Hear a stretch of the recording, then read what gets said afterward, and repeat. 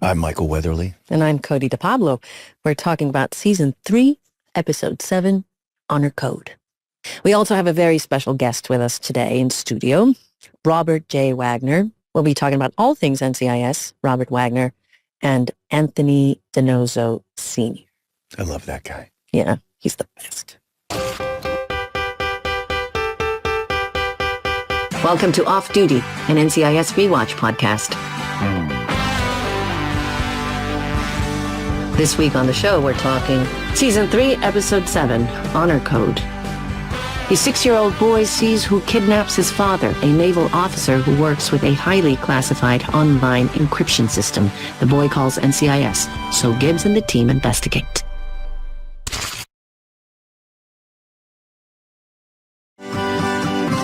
This episode's release was November 1st, 2005. 2005 was such a great year. I love this thing that we do where we talk about extraneous phenomena from the day this episode first aired. Hit me with your crazy information. Champion racehorse Best Mate suffered a heart attack and died while racing in front of a live television audience. That is crazy.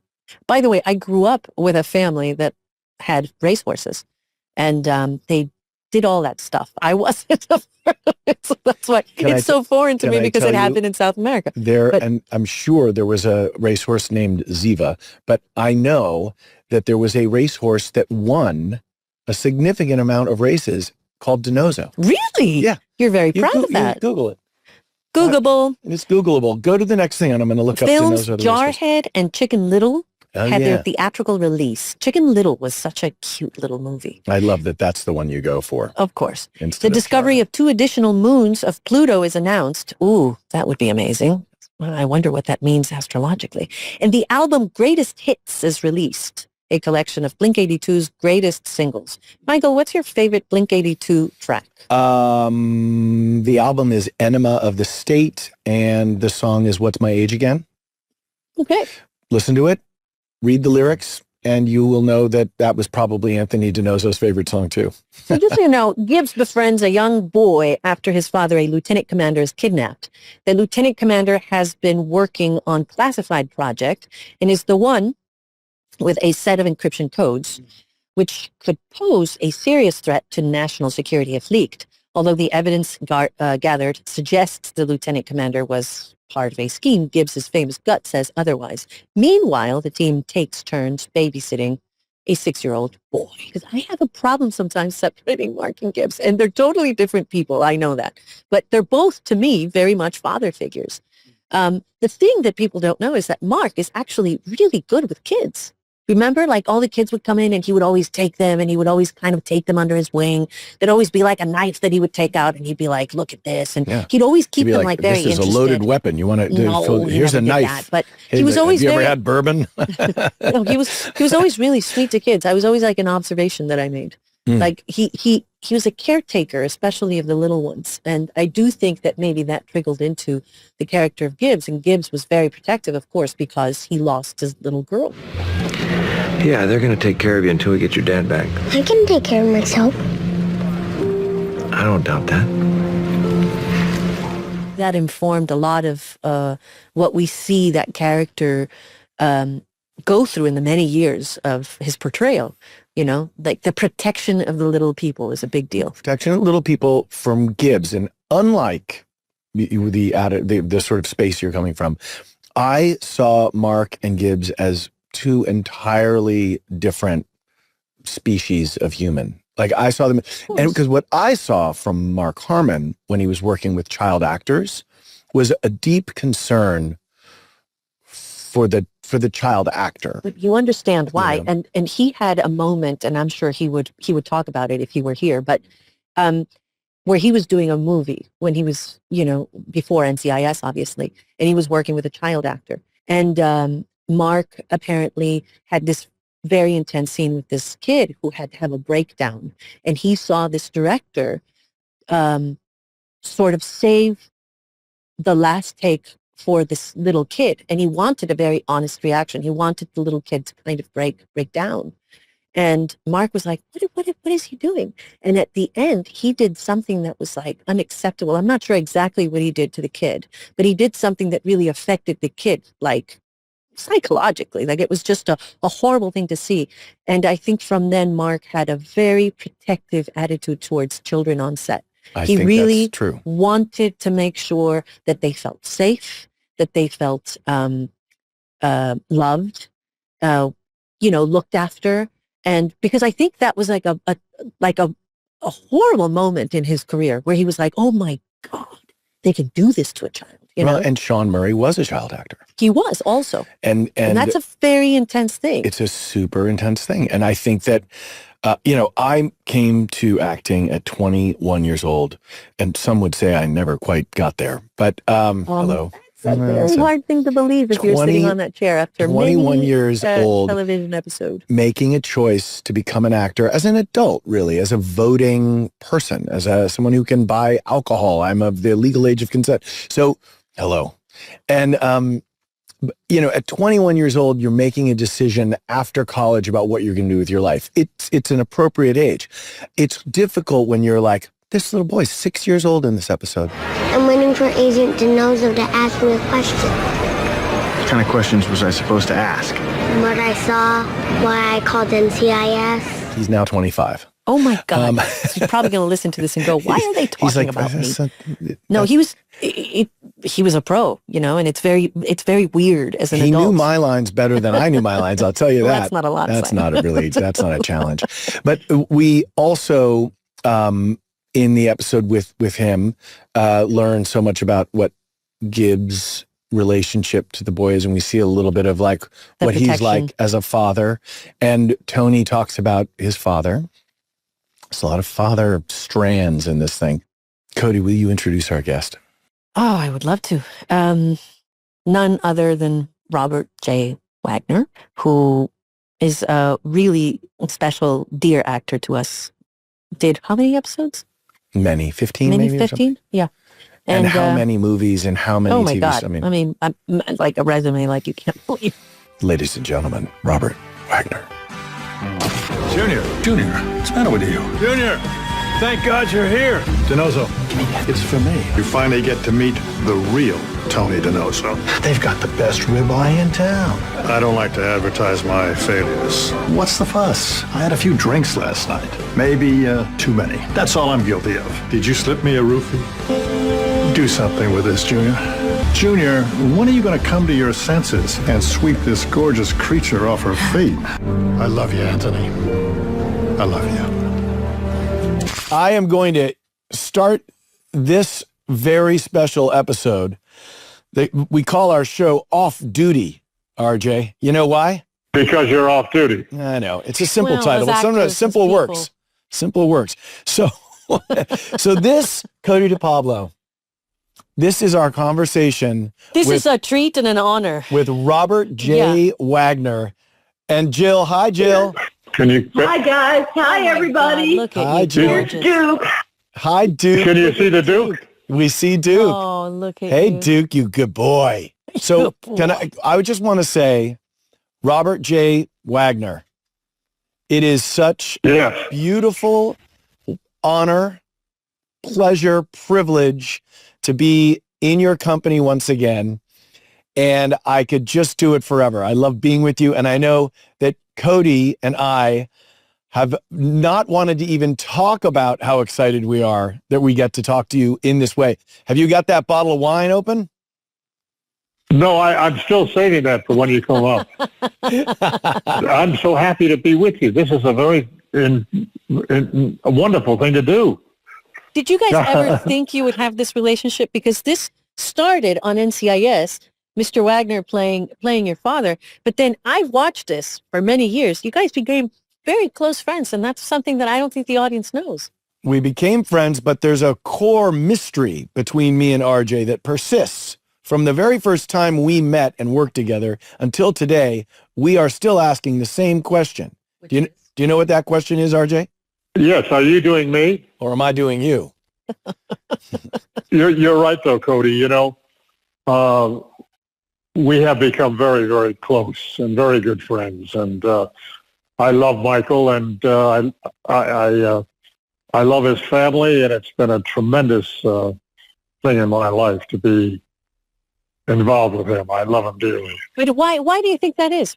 Why do you think this kind of thing started between you guys? What was the synergy? It was Michael's idea to have me be on the show. Oh, I didn't know that. To be his father. And well, I hate to say, George Hamilton wasn't available. Please, hello, Michael. Don't, hello? Please, hello. I love doing the show, and I love being with you both. Both of you. You were great. And the chief, of course. And the chief. Well, I had seen your work. I'd been told about you, and I had seen your work because I was a very big admirer of NCIS and of Mark's, because I've known Mark for a long time, and I like his work very much. And he was wonderful as Gibbs. It was a great character for him. And when you had the idea of my being your father, I knew about the show, and I knew about you, and several people had said so much that we look so much alike, that you look like my son, and I was very flattered with that. And we straightened that out with my mom, that you are not, in fact, my father. Yes. We got clear on that. Because my mom tells the story in Lake Tahoe in like the mid-50s of, she was a waitress, and she served your table, and she thought you had fantastic hair and nice legs. Oh, really? Yeah. And nice legs? And nice legs. Well, RJ's still got nice legs. Let's not get started on the legs. So, Robert Wagner, sir, do you remember the night we met? I sent a town car for you, and I sort of screwed it up. Oh, yes. Oh, yes. And we went over to our John. friend's house, John McNamara's house. Yeah. John and Julie. Yes, that's right. And we had their son. And we had dinner. David. And young David. And we had dinner. And we got to know each other that night. And it was before we had worked together. So when we worked together, I think it might have even been the next day, certainly the next maybe Monday, we had already had this kind of celebration and meeting, and maybe a glass of wine. And so there was a relationship there already. Yeah, you were so wonderful to me, because to walk into that show was like sitting in a Rolls Royce. Everything, it just ran beautifully. And you were so great. And, you can be a little bit nervous when you come into a situation like that. And I wish Cody had been there, and have been better. I'm sorry. I apologize. I was so awful. So, by the way, I was pretty nice to you too. No, but let me. Yeah, you sure were. So I'm going to stop the NCIS memory for a second. I want to go back in the story of Robert Wagner. What was your first time on set, and your first speaking role, and the first time that you had those nerves about being on a set? Well, Michael, I was the test boy at Fox, where I wanted to learn how to be, what it was like to be on a set. So it was a wonderful education for me. Do you remember any of the people you tested with that we might remember as well?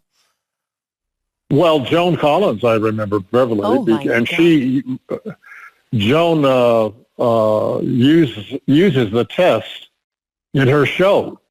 Because we kissed each other, and there was a little problem with the lipstick and saliva and everything, and she runs that in her show. And when did you know you wanted to be an actor? Like always? Yeah, I did. I really wanted to be in the movies, and I finally got a contract to Fox. I did a screen test for them, and I was signed. At that time, Cody, it was the thing to be under contract to a studio, and I had done the rounds to MGM and Columbia and Warner's, and finally, this wonderful, marvelous lady called Helena Sorrell, who was the dramatic coach. She felt that I had something, and she did my test, and with that, they signed me to the studio, and I was under contract to Fox for 12 years. I started at $75 a week, take home $55, and I was in the movies, and I loved it. That's how it was back then. You were making money weekly. You weren't like negotiating per movie or anything like that. You just were under contract and you got what they gave you. Yeah, 40 weeks. 40 weeks out of 52. Anyone watching this, listening to this, should press pause, go to Amazon and buy you've written several books, but Pieces of My Heart is such an extraordinary memoir and a real emotional piece of work. And I told you the story of when I was in Monte Carlo and I ran into Roger Moore, who had written a book called My Word is My Bond. And I had to tell him that you had the better title. You are sort of an American James Bond. You've always been very debonair. And it's interesting that you were in the Austin Powers series, but I think Mike Myers must have been thinking about you in It Takes a Thief and certainly a lot of other jobs that you did. Was It Takes a Thief the first broadcast contract you signed? No, for television? It Takes a Thief was, that was the first television show that I did, and I did that because I was at Universal. And, you're talking about Bond. I'm married to a Bond girl. I was gonna bring it up. How did you meet Jill, by the way? I met Jill when she was 16 years old. Oh, my Lord. I was doing a picture with Debbie Reynolds and Bing Crosby called Say One For Me, and she came on the set because she was under contract at Fox, and the Fox contract players could go and visit different sets and watch people work and hopefully learn something. And it was all open. It was very much a family thing. And that's when I met Jill.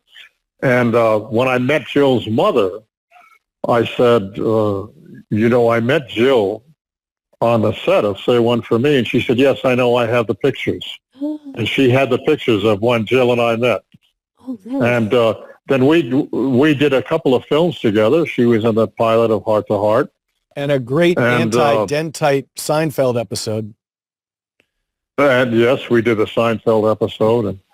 And we've been married now for 33 years. And honestly, we look at each other and say, if anybody has ever told us we'd be married, we never had a romance until we got married. And that was a wonderful romance. And it has been a great romance. You're a lucky man. And I am a very lucky man, Cody. I am very lucky. I've been very fortunate. And we have 3 wonderful children and 2 grandchildren. And it's been, I'm so grateful. I live in gratitude, believe me. Well, we are incredibly grateful that you deigned to be an NCIS cast member. Federal agents, hands in the air. Junior, what's the matter with you? Put that thing down. Someone could get hurt. But you did, even after I left the show, I have to say, I thought maybe you were going to take my place. After you kept going back. We celebrated the 10-year anniversary together in New York. You remember? You gave me that wonderful cape. Oh, that was I so remember great. talking to you on the phone, and I was living in New York at the time, and you told me, guess who I'm going to see today? And I said, who? Robert. And you told me you went to, what was Hermes. it? Hermes. It's an Hermes cape. Hermes. Anytime you can get somebody a blanket. That's a beautiful one, by the way. So do you remember it's great. when we were shooting the first episode, I just remember that Dad, what are you doing here? Hey guys, look who I found out in the lobby. Dad, what are you doing here? Ziva, show me some love. It became a thing. It became a thing. It became a thing. And Yeah, every Dad, time what are you you doing showed here? up, it was, Dad, what are you doing here? And it always had a different inflection. But you, being very nice about a well-oiled machine and a Rolls Royce like NCIS, but Heart to Heart, as a kid, I really loved the adventure, the Nick and Nora intrigue, and Max, and the whole setup for Heart to Heart. Yes, sir. There's a lot of plagiarism there. Yes. Well, I don't know if you ever heard of a show called CSI, but we went NCIS. Hello? Yeah, hello. But you put your stamp on 80s television. I mean, you put your stamp on movies in the 50s and 60s and 70s, and certainly television with It Takes a Thief and Switch. And you worked with our dearly departed David McCallum on a TV show called Colditz. Yeah, David and I go back quite a ways. That was in the early 70s that we did that. Right. And then he was on my show a couple of times. He was on Heart to Heart, and he was on Switch. And I liked him a lot. He was a wonderful man, and he loved his props. Our kids were together too, in England. Can you talk about the props? Because you made the mention of the props. I know the story behind this, and I think our audience would like to know about that statement. David, every actor enters their process from a certain angle. Some people, it's all about the dialogue. For some people, it's all about the hat or the hair. Some people are very concerned with their wardrobe. But David was props first. But you were the one that brought that up to Michael, right? Yes. Robert? Yeah, I mentioned it to Michael, and then Michael said, "Yeah, you're absolutely right." You remember? I mean, we both got into a sort of a laughing jag on that, because he loved to get props and figure out things to do and make little things, and he was the perfect choice for that part. He was the perfect choice to play the duck.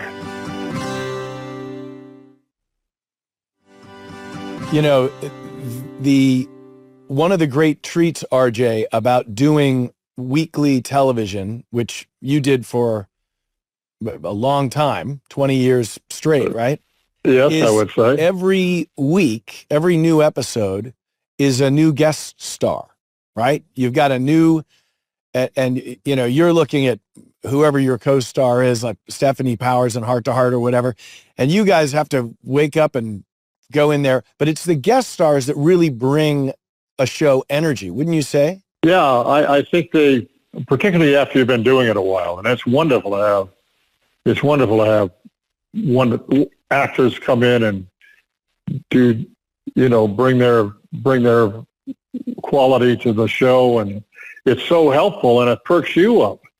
It's like tennis. You play against a good tennis player, and you play a little bit better. Do you remember Joseph Cotton being on It Takes a Thief, for instance?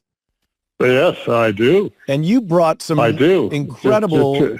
You were really in charge of bringing some because of all your connections in Hollywood and how long you'd been working, you really knew a lot of people. Who would you say was the most interesting guest you've ever brought into a show? Well, on It Takes a Thief, when the thought of having Fred Astaire be my father, that was really exciting. And I had a wardrobe man who knew Fred and worked with him, and he was such a wonderful guy, called Huey McFarland. And Huey knew Fred very well, and when the thought came up, I thought, geez, you think he'll do it? Do you think I should talk to him? And he said, absolutely. He said, talk to him. And so I went to Mr. Astaire, who I loved, such a wonderful man, and I knew him over the years, and he was very, very encouraging to me when I wanted to be an actor. He was so kind to me and so wonderful. He was such a great person to me. And you did the Towering Inferno with him as well. Yeah, I did. But him being on the show on It Takes a Thief, Oh man, that was the highlight of my life, to have him at that time to be my father and for me to be his son. And he was the greatest thief in the world. And That's right. he was great. I loved him. Do you feel like you He was learned something marvelous. about that? You know, meaning like at one point you came into NCIS and you became DiNozzo's father and Michael's very good friend. Do you feel like you have to pass the baton sort of from a spiritual, emotional standpoint so you could make the next generation stronger, better, kinder, you know, all of those things as an actor? Because, you know, there are many people out there that could be lousy, you know, as people and very good actors, but not generous, you know? And I think what you're saying is this man was incredibly generous to you. He was. I am saying that, Cody. And it meant a great deal to me. It meant it so much to me. And I was very close with him. We were very close friends. And over the years. And he was a special person. I loved him. And, you know, sometimes I feel like, you know, Michael's been so wonderful to me. I don't know whether you know, when I was doing the show, we had a couple of very big scenes together. And Michael, I'll never forget it, Michael, on a Sunday, his day off, drove out. I was living in a hotel near the set, so I didn't have to drive back and forth. And I had, you know, all my energy was involved in these scenes. And he came out and rehearsed with me on Sunday, spent the whole afternoon with me from 12 o'clock till 6 rehearsing these scenes. And I'm ever grateful for that, Michael, because you made me feel I did not so know that. And I can see easy. that you're getting emotional, Michael. I don't get emotional. You do too. Your eyes are twinkling. It meant so much to me. It meant a great deal to me. Well, you have meant a lot Michael, to me, I love RJ. you. One of the first moments we were loading in the elevator to do a scene, you and I, you know, what I mean by loading in the elevator is when you go back to your one, which is where you start, and then when you have to get to, you know, we would walk into the squad room from the elevator. They loaded us into the elevator and closed the door, and you rolled your shoulders back, took a couple of deep, quick hits of the air through your nose, and you just got yourself centered. And then you looked at me and you said, "Let's show him the magic." Oh. And then all of a sudden, action, ding, and those doors opened. And you taught me something about, you know, generosity. Well, you're easy. You're easy in a lot to of be ways. with. Hello? My relationship with you has meant so much to me, Michael. And it's been so wonderful to have had the opportunity to be with you and Cody, and you were all so great. I'd always heard that it was a wonderful company, and that's one of the reasons that motivated me to take the part of Anthony DiNozzo Sr. The people on the show and the people involved with it were just absolutely marvelous. And you particularly, and Cody, I love you both. And what a way for me to sort of finish my career by being on the #1 show in the world. And with the two of you, it's means a great deal to me. I don't think we were the #1 show until you arrived. So I think you might have something to do with that, boss. Which was season 3. Season 7 was when we finally met Senior? Yes. Oh, wow. But we talked about him for how many seasons prior? Oh, from the beginning. And the whole idea of DiNozzo, the character. So this is a funny story. Dom Belisario, we're making the JAG episodes, which is the spin-off episodes. And that's how Mark Harmon and David McCallum and Paulie Perrette and I were the four. The core four. Core four from the original. And after the 2 episodes aired, I flew to London and I was in this hotel room in Covent Garden, and I got an email from Don, and he said, "I'm trying to write the first script of the season and I can't hear your voice." You know, writers hear the characters' voices. And I guess I hadn't impressed him very much. You know, he couldn't hear my character in the scenes. And he said, I don't want it to just be run of the mill. Do you have any ideas? And Don asked me, you have any thoughts on your character? Well, never ask me what my thoughts are on something. I wrote a 10-page email that was an exegesis of, high order. I talked about how DiNozzo lost his mother when he was a child. He was raised by his father, who had been, it takes a thief, had been a kind of a con man thief and an unreliable male figure, which is why DiNozzo became a cop, which Don had already established. But I wanted to give all this perversity to the character, and I wanted to have build in all this conflict. And the central conflict to me for a young man is his relationship with his father. Right? Do you think it mimics a little bit of the relationship you had with Gibbs? Or No, were you afraid of Gibbs? Gibbs was a replacement father. But once you meet this guy, once you run into Anthony DiNozzo Sr., then all of a sudden I knew it was just going to be magic, because you illuminate that relationship by coming in and being a little bit, flippant and deflective and using humor as a device to defend yourself. But underneath it, you see there's all this emotion and all this other stuff going on. It really, bravo to Robert Wagner, you came in and found, you could have played it for laughs or cheap or shallow, and I think you just absolutely hit it out. That first episode, you hit it out of the park so hard. You made my job harder, though, because then I had to live up to how amazing my father was. Well,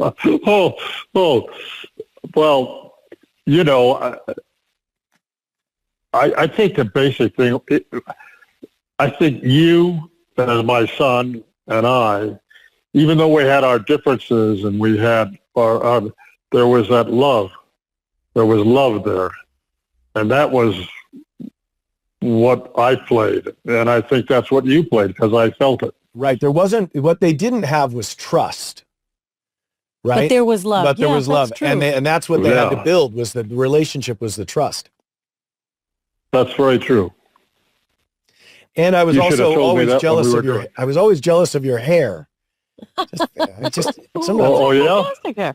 I never had that hair. Well, you're a beautiful man inside and out. Thank you very much, Michael. And so are you.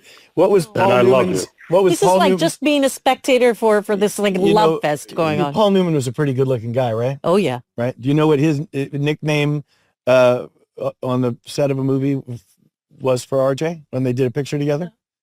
Remember what he called you, RJ? Beauty. Called him Beauty. Wow. I mean, it doesn't get better than that. When coming Paul from Newman that guy. calls you Beauty, you got something going on in the looks department. Hello? So when I go to the gym, I turn my TV on and I have the classic movie channel on. And I have to say, once a week, it's Robert Wagner in, The Hunters with Robert Mitchum, or, my gosh, what was the movie where you wore that crazy wig? Oh, Prince Valiant. Prince Valiant. What's that? With this huge back catalog of movies and a huge career in television, what to you is the primary difference between cinema, in the making of it, in the production of a movie versus the production of a TV series? Well, a TV series, as you know, is like having a snowball following you. You're running down the hill and you got the snowball behind you, because it's week after week, and some people come in and some people go out, and you have to keep your character always. You have to have a knowledge about your character and believe in what you're doing, because it's all happening so fast, and the results are so quick. And I mean, that after spending, how many years were you on the show? I did 13 20? on 13 on NCIS. 20. But then he did Bull. How many in Bull? 6 on Bull. Yeah, I did 19 on CBS. Great years. But so what's 19 years? So when you're making, that's a lot of work, Michael. It is, but when you're making a movie, what would you say that your memories are of that production style, which actually probably changed a great deal between the 50s and 60s and when you were doing Austin Powers? Well, they have a board, and they know exactly where they're going. They know exactly how much time it's going to take. They know if something happens, what they can do.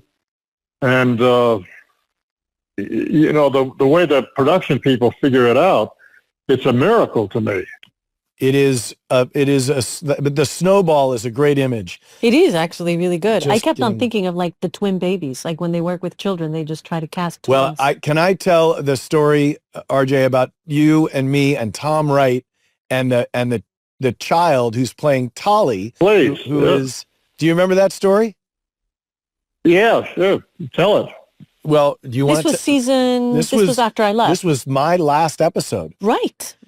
And we're sitting there and Tom Wright goes, all right, I've figured it out. And Tom is a very specific director. And he says, I'm going to put the baby, the kid, the 3-year-old between you and RJ. You'll all be on the couch. And the little girl is going to be sitting and she'll look from this side to this side. And I look over at RJ and his, talk about twinkling. You had a look in your eye and I thought, he knows something. And RJ very diplomatically goes, Tom, can I make a suggestion? Do you mind if I make a suggestion? And Tom, who doesn't listen to many people because he's got it figured out, he says, sure. What is it, RJ? RJ goes, it's a great idea putting the kid in the middle, but that kid's never going to do the same thing twice. And you're going to find yourself in that cutting room, not being able to cut back and forth between me and Junior. What if we have the girl on the couch and me and Junior are facing her, a couple of dads looking at the girl, and then you've got all the freedom. And I watched Tom Wright go through the shot list that he prepared, all the work that he'd done, and he knew you were right. And it was the KG veteran, Robert Wagner. Ladies and gentlemen, Robert Wagner. No, that's a brilliant movie. Do you remember that at all, or is that just so ingrained? Oh, sure. But part of what making television is you got to be on your toes. You've always got to be thinking a little outside the box, just in case, and make sure that you're protecting not only yourself, but your other actors and, making sure that the director doesn't put himself into a problem. And you solved so many problems there. It was incredible to watch. Oh, well, that was a good day. That scene came out well, too, didn't it? This belonged to Ima, and now it's Tully's. Come here. There you go. And that little girl was so cute. Both of them. Hey, we have a daughter. I know. What's her name? Dali. Oh, yeah. She's how old is she now? 27. No. I don't know. No, she's like 12. Dude, I keep asking all the questions. I have to let Cody ask a question. No, look, for me, it's just a treat to watch you guys because I've seen this relationship grow from day one, and it's like I'm not going to mess with perfection here. I know how much you mean to Michael, and I know how much Michael means to you. So I'm watching this kind of love go back and forth, and I'm just in awe. If I have anything to add, of course, I'll ask you. And by the way, I do have a little question. I knew there'd be one. There's.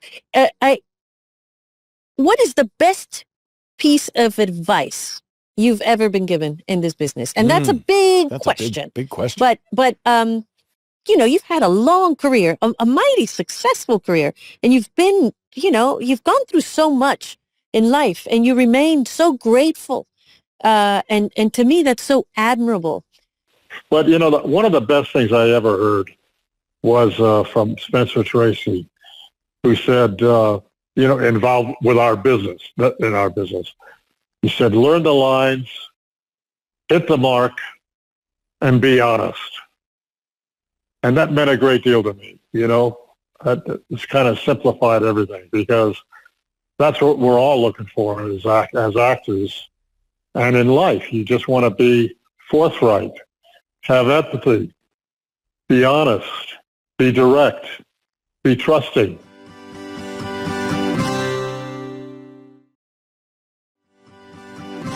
RJ, when we were doing our first episode together, for the week, I think you and I were finishing right around lunchtime, right after lunch, maybe 3:00. And we wrapped, and you said, I had just gotten a German Shepherd dog named Oriana, and she was still sort of a pup. She was about 9 or 10 months old. And you said, I miss my dog. Have you got the dog at home? And I said, yes. You said, do you want to come over for a little bit this afternoon?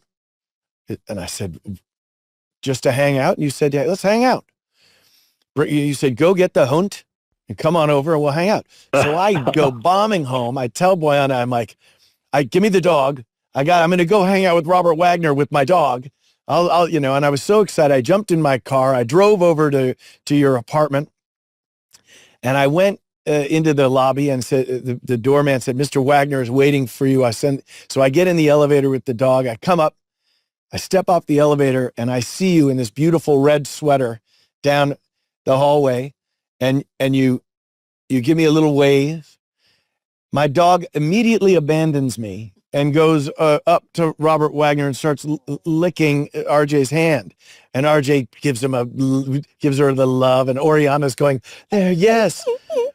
So I think, I've already lost my dog. It recognizes a true alpha. So then we go in, and Elizabeth, who was working for you at the time, and you had someone else there. They were just leaving the apartment. And we went in, and you poured some water into a bowl and set it down for Oriana. And she looked at you like, I love you. And then you said, all right, the dog is all set. Come with me. And you walked me into the living room where there were chairs seated across the coffee table, and a groaning coffee table with all the meat cuts and cheese and crackers and little dips. And you'd set out all this food. And there was a wine glass in front of each of us, a bottle of water and a bottle of wine. And you said, would you like a glass of wine? And I said, I think I'd like a glass of wine.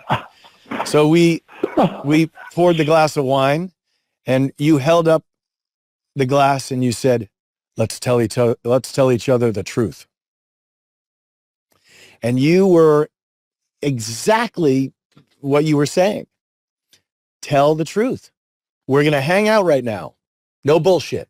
Oh, I would have loved being in that room. It was a good conversation. Oh, I bet it was. We were there until the sun went down. My dog sat next to RJ the whole time. I was like, well, Oriana, remember? Lost her. I had to put the leash on her to come with me. But we love that dog. But we spent some time together, and it just made me remember what you were saying about telling the truth. And that's what you said. Let's Did tell you the start truth. telling the truth? Since then? With RJ, I did. So that applied. The rules only applied to RJ. Other people still got the runaround, but RJ got the truth. You know what, RJ? I have this wonderful memory of you coming onto set and talking about your grandson and how they called you No. Remember? And I remember I was like, why do they call you No? And I thought, oh my God, that's so cute. That's very Italian. No. So I was like, oh my God, is it because because maybe, are you Italian? And so I started asking you all these questions, and you said, no, it's a lot simpler than that. Can you tell us the story? Well, it comes from watching him. I'm going, no. And so he started calling me No. So you're just was watching policing him. You just don't touch that. Nope. No. That's where it came from. No. Oh my God, the best. Yeah. Well, I want to express my deep love. And thank you so much for taking time to spend with us in this, from Dr. Evil's secret lair, where you have a Bond girl and a German Shepherd dog by your side. But you are a beautiful man, and I love you, sir. Well, I love the both of you. You mean so much to me, and the fact that you came into my life is one of the great treasures for me. And thank you for all those nice things you said about me. And I love you both with all my heart. I love you, Dad. Aw. It was a really beautiful conversation. I was checking I had to make sure that I stayed like on the trail because I get so emotional. But why were you getting so emotional? Well, because I think there's so much there. What a life that guy lived. Yes, but What why a does it life. affect you in the way that it affects you?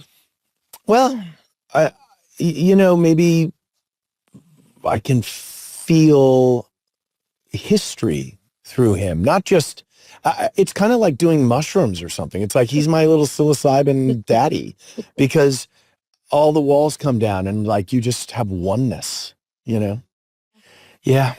Okay, let's talk some fan questions. Okay, so All right. I'm very excited for the fan questions. And I don't know if you can tell, these are some pretty Robert Wagner glasses. I know. Hello. Okay, so I'm going to ask you the question here. Hi, my question is for Cody. If you had to change careers to something that is not acting, what would you choose? Probably something with real estate. Maybe, of course, the first answer would have been like a singer or something like that. Then, but if it's not in the arts, real estate or psychology. I think anything that has to do with like understanding people, where they come from, I think that's a very innate thing for me, and it's something that I'm terribly curious about. It's very different things, real estate and Very, psychology. totally. I like it. It's very good. All right, so this question is for Michael. Michael, big fan. You've spoken before about your career being at a low point before NCIS. How close were you to giving up? And do you have any advice for others in a similar situation? Very interesting question, I say with my FM podcast voice. I did reach what we call a nadir, a low point. I was, these things are all connected in terms of I was scraping the bottom of the barrel emotionally. I felt like I didn't have a lot of, in my life, I didn't have a lot of fundamental support structures that I could trust. And even though I was in a relationship before that I could have trusted, I didn't have it in me to do that. I was, and so it does come down to that word. I was not able to make sense of things, and I was not, I don't think I ever became, friggin' Daniel Day-Lewis, but I was definitely not able to act my way out of a paper bag in certain ways. And with that came trust. I was self-conscious, not trusting the process, not trusting my own inspiration and my own things.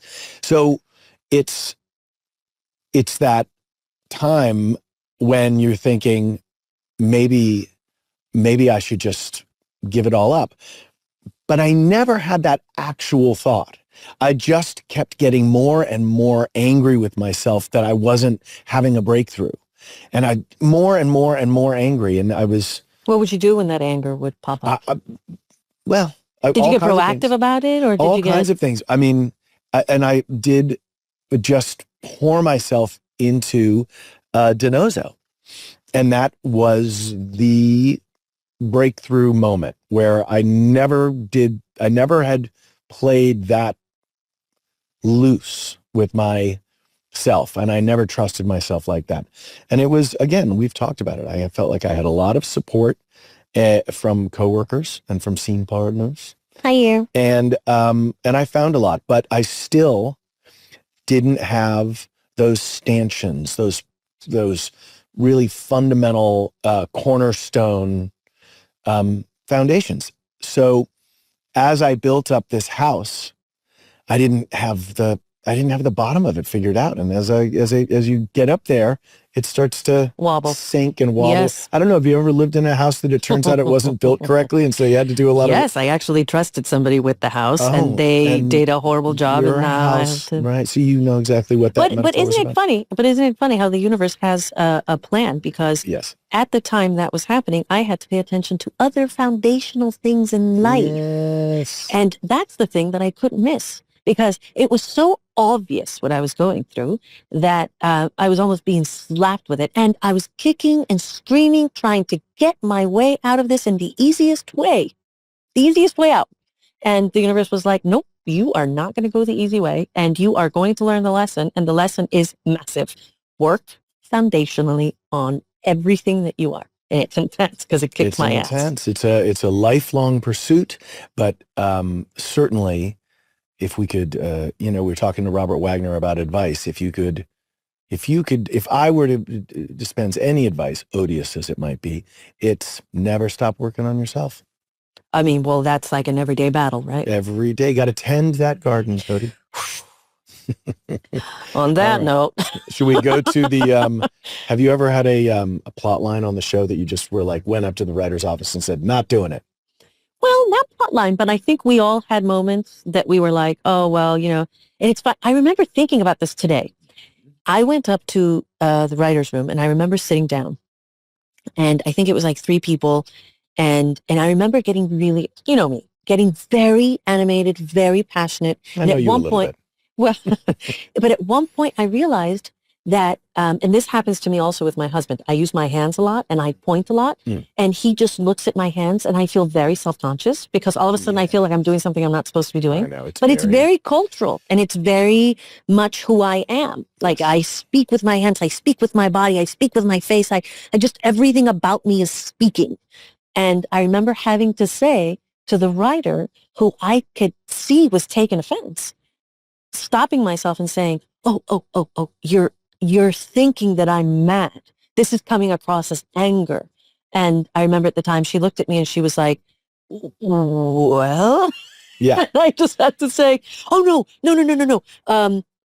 Apologies. That's not at all what I'm trying to do or say. I am very much passionate about the things I feel, and it's awful because at times I have to make apologies for my passion. Yeah, that is really interesting, and I think it's a really good point because that's how much you care. And one of the reasons NCIS, I think, connected with audiences, there's always the question of like, why was it so popular? Why is it so popular? But I think in some not so small part, it's because we cared and we poured ourselves into it. Now, I will tell you the story where there was a plot where there was a woman who worked in the armory and she died, a young woman. And she loved everybody and everybody loved her, but there was one person she didn't like, and it was DiNozzo. And so everyone's teasing DiNozzo, like, why didn't she like you? She liked everybody. And in the script, my line was, how could she not like me? As if like, because I'm DiNozzo. Right. And I went over and to a writer who was on the floor and I said, I can't say this. And he was like, no, it's funny. Like, everyone likes me. How can I'm like, no, Tony DiNozzo doesn't within think, the context Tony DiNozzo doesn't think anyone likes him. He's terrified that somebody might not like him. This is a confirmation of his worst fear. The only question in his mind is, why didn't she like me? That's the guy. And that's his sense of humor. Yeah. That's his need for attention. That's his. Are you getting emotional again? Sure. I'm a very emotional person. Yeah. But so it's really not acting out a storyline. It's acting out it's when it doesn't line up with the intention, the truth of the character. Can't do it. Well, I mean, I had moments like that, which you know very well, one of those moments. But air guitar? Yeah. And I just remember thinking that's so not the character. And look, that was a big lesson for me. Because inevitably the showrunner wanted me to do it, and I inevitably had to do it. He made me do it 3 times, different days. And and the last time he was just like, I want you to fully commit to this. And it's the only way it's going to work. And I did. And now when I watch it, I go, okay, well, the moment works, but I kicked and screamed regarding that moment because I just didn't think it was the character. However, now looking back on it, it's not the character, but it's the moment in which she wants to experience herself in a completely different way. Right. And she's trying something on. And if she's going to do it, she's going to she makes sure, remember, she looks around and she's like, is anyone going to watch me? It's the moment where she's like, is anyone seeing this? Is anyone going to am I going to betray myself? So you found a way to do the truth in something that it was looked at straight on was not true. Was fundamentally not at all the character. But, and a lot of things do happen like that. Well, isn't that true? It is. Yeah. Boy, maybe. Oh, maybe Lord. this thing's. Well, maybe we should call RJ all the time. I feel very connected right now. My God. Do we want to talk about a Gibbs rule? Will you do that? Yeah, go ahead. No, you do it. Okay. So Gibbs rule of the day, number 14. Do you know that one? Push the button, just don't push it all the way. No, but something like it. Bend the line, don't break it. Bend the line. Oh, Don't break it. oh, suck it. Oh, what? Wait a minute. What? We'll edit that What? part out. I don't even know Oh, what who you were knows? doing there. Who knows else? I don't know. Cody, where can I watch NCIS? You can watch NCIS on Paramount Plus and CBS. Next week on Off Duty, Tony and Ziva are where, Michael? We're in a fancy hotel. What are we doing? We're on a date. What do we do? Well, that escalated fast. What do we do? We're kissing. Okay, we're kissing, yes, I remember and that. It gets steamy, and it's very, very sexy. So don't go anywhere, folks.